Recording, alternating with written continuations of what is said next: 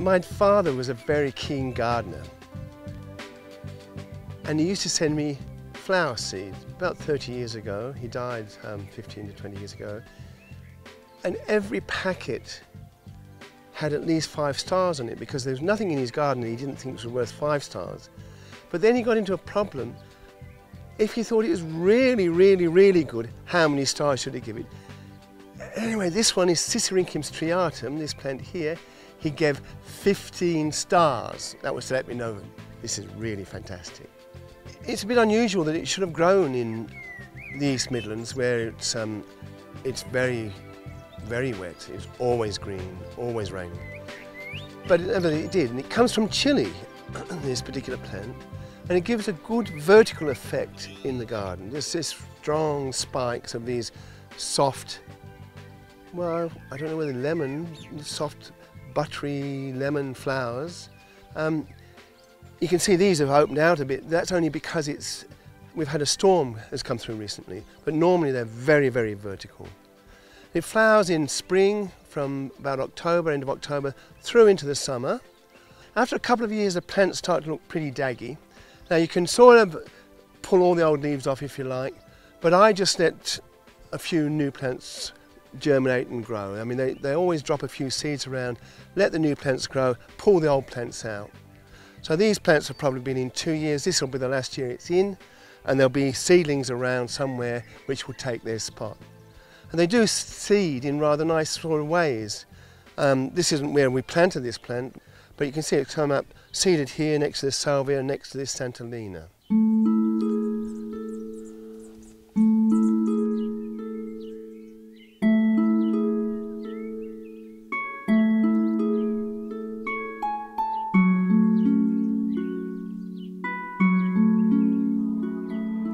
The centre of distribution of the fleabanes, the erigerons, is the west coast of America, or western part of America.